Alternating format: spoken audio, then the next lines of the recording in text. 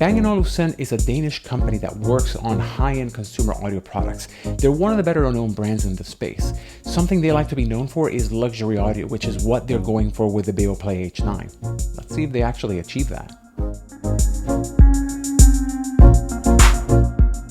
Hey folks, this is NorbReviews. Today, we're looking at the Bang & Olufsen BeoPlay H9 3rd generation wireless active noise cancelling headphones. Here's the short of it. With the recent release of the BeoPlay H10, the H9 are officially the previous generation product. While some of the tech, like Bluetooth 4.2, is a little older, these are still a phenomenal set of headphones with well-designed, if sparse features, a solid build, superior comfort, and great sound. Pros: rich, full sound across the entire spectrum, light and comfortable even for people with glasses, great build quality and looks. Cons: noise canceling lags behind the competition, and some features common at this price range are missing. They normally retail for $500, but with the recent release of the H10, Bang & Olufsen dropped the price of these to about $350. Just a note, if you find this video informative, please be sure to hit the thumbs up button so that YouTube remembers that I exist, and be sure to hit subscribe to be notified of future videos. You can also keep up with my adventures in reviewing, filming, and other related things by following NorbReviews on Twitter and Instagram. Some disclosures before I move on. 1, I purchased my own equipment. 2, I have no sponsors. For the full unboxing experience, be sure to check out my unboxing video. For now, you have the headphones, 3.5mm cable, the charging cable, which is a USB-C to USB-A, airplane adapter, and you have the case. It's a carrying pouch. It's a bag. Look, I expected an actual case, but if I'm going to travel with them, I want some more added protection.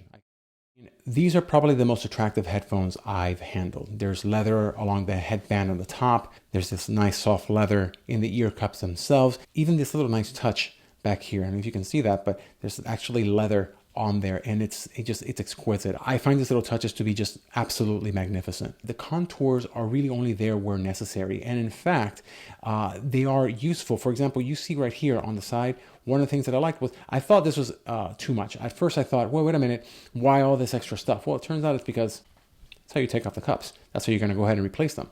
These come at $70 for the set, so yeah. Now you should be replacing those sets 18 months to 2 years approximately, but really it's just a matter of how they feel to you. They come in 4 different colors. These are the only headphones that I own that I've actually considered wearing outside as a fashion accessory. This is not just about looks, it's also about build quality. These are solidly built. They are not fragile at all. They can handle stress just fine, no creaking whatsoever.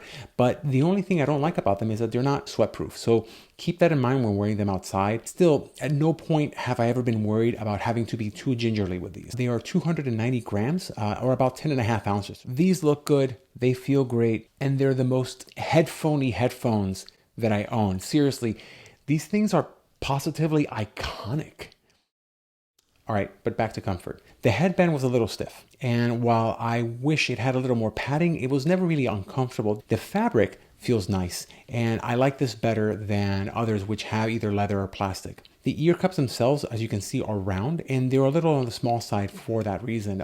Ears are just not round. The ear heat, however, was never an issue, which is great. But because of the size, I often found myself unconsciously adjusting. I never really felt uncomfortable. More like it could be a little more comfortable. Speaking of which, the clamping force is just right, not too much and not too little. These may be the most comfortable pair of over-the-ear headphones I've worn with glasses. Certainly on par with the Sony XM4 or AirPods Max, both of which were excellent. So let's talk about the ports and the buttons and how you actually interface with this. There is a dedicated voice assistant button. On the other side, you have, of course, a 3.5mm jack, USB-C for charging, and of course the power itself with the indicator light. If you want to go ahead and pair it to something, just go ahead and push again. All the other functions are done via the right cup, just via touchpad. You know, you have swipe down to turn active noise canceling off, swipe down again to turn it on, swipe up if you want to turn on transparency mode. These have Bluetooth 4.2, which in an age of Bluetooth 5.0 is maybe something you don't want to have to deal with, since it means slower connection times and a shorter range. Honestly though, my connection times were fine, but walking away from a source caused a lot of distortion, and this wasn't all that far. It was about 30 feet inside a house, and the connection started to drop. This was the shortest distance I've experienced from any headphone that I've owned. These have multi-point connect, so you can connect it to two devices at once and switch between them as necessary. There were some quirks though. Turning these off and on too quickly will leave these unpaired. You have to turn them off, be sure to hear the off sound, then wait a second, then turn them on and be sure to hear the on sound to make sure that it's connected to something. The whole process is about 10 seconds, but it's 10 seconds you actually notice.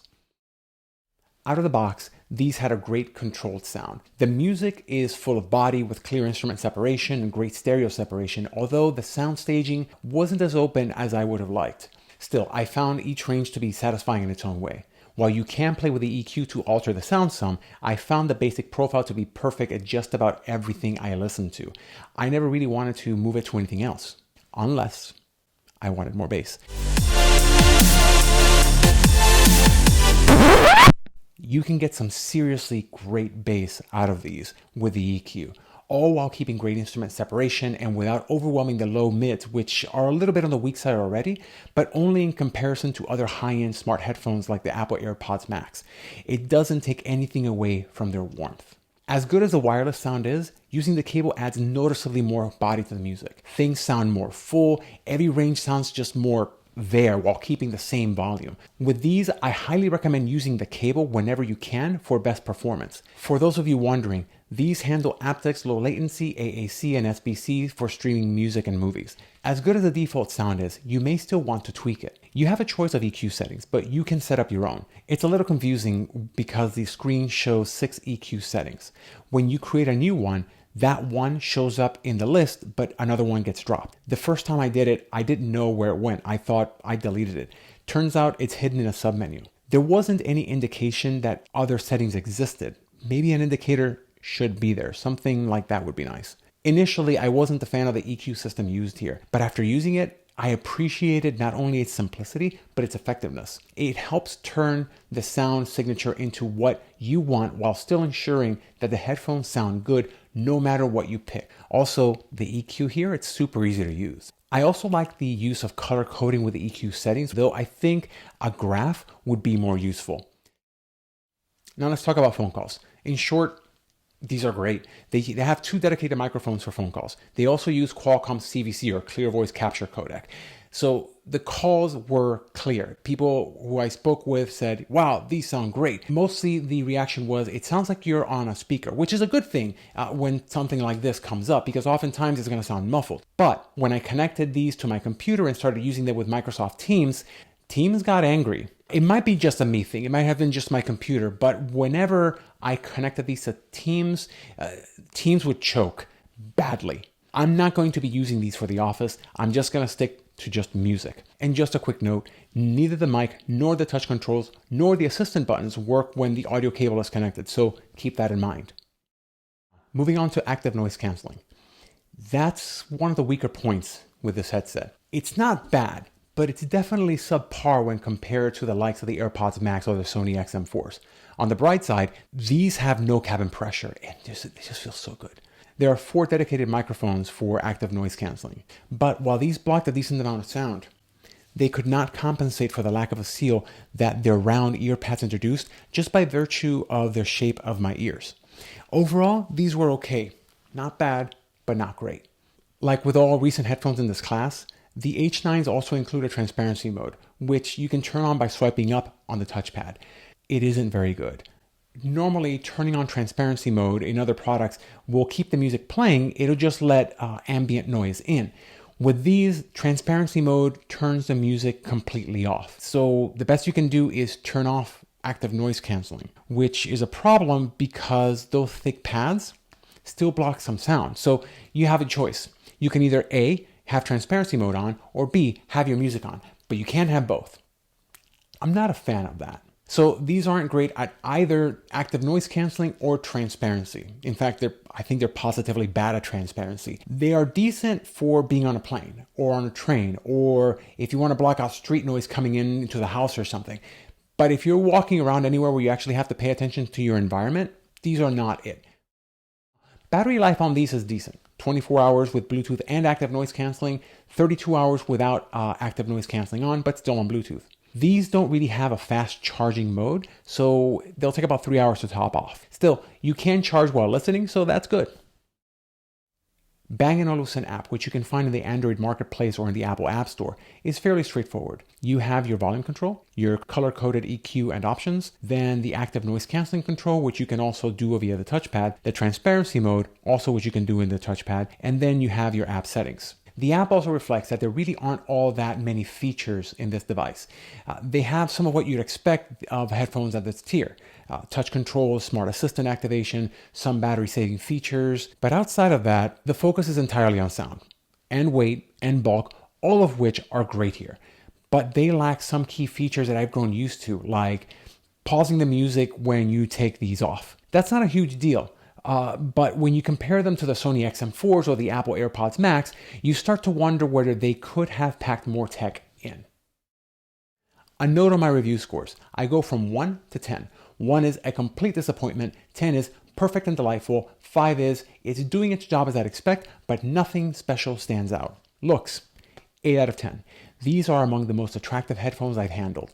They're minimalist, but iconically distinctive. Their choice of materials and how they're used give them a classy, almost luxurious feel.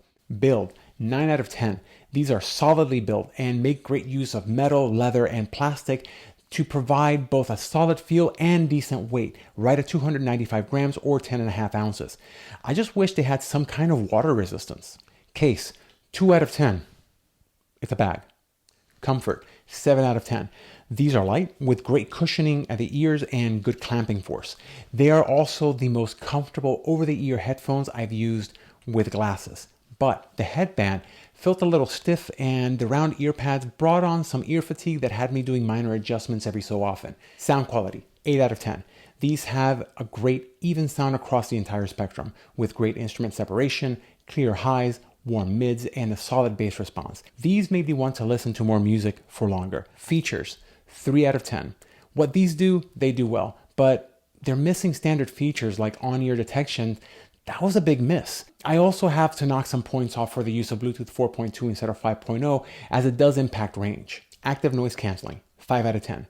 The actual active noise canceling is decent, though not on par with competitors like Sony or Apple. I didn't experience any cabin pressure effect, which was a delight, but not being able to listen to music while transparency mode is on is a huge miss. Software, 6 out of 10. It's well designed, simple, and to the point. There aren't very many features, but what's there is presented well and easy to understand. The EQing options are also easy to use and produce a great result. And while the color coding they use is nice, a graph would have been more useful. Battery life and charging, 5 out of 10. At 24 hours with Bluetooth and active noise canceling on, these are right in the middle of the pack. The lack of quick charge, however, is a big miss. Value for the dollar, that depends. At $500, 1 out of 10. Don't buy these. At $350, maybe 7 out of 10. The real draw here is sound. Once you step outside of that, you quickly start to find better options out there. Overall score, 6 out of 10, though you should really just focus on the scores for the areas that matter to you. All right, let's take a look at some other options. At $500, take a look at the H10s, take a look at the Portals, take a look at the AirPods Max if you're an Apple user because you're gonna get a better overall user experience, or take a look at the Mastering Dynamic MW65. For the $350 price point, that puts it favorably against the likes of the Sennheiser Momentum 3 or even the cheaper Sony XM4s. Prices change all the time, so I've added affiliate links in the description below to use during your product search. Now the big question, should you buy these? For $500, hard pass. For $350, okay, that's a maybe. They are comfortable, they're light, they have a decent battery, and they have great sound, a shockingly hard combo to find in a headset, especially at a lower price. Would I buy these for myself? Yes, with all the stipulations above. Ultimately, these were my favorite headphones to listen to. I don't think I've enjoyed anything else more. Anyway, thanks for watching. This is NorbReviews, and if you like this, please be sure to hit the thumbs up button. For more reviews or unboxing videos, please be sure to hit subscribe. Until next time.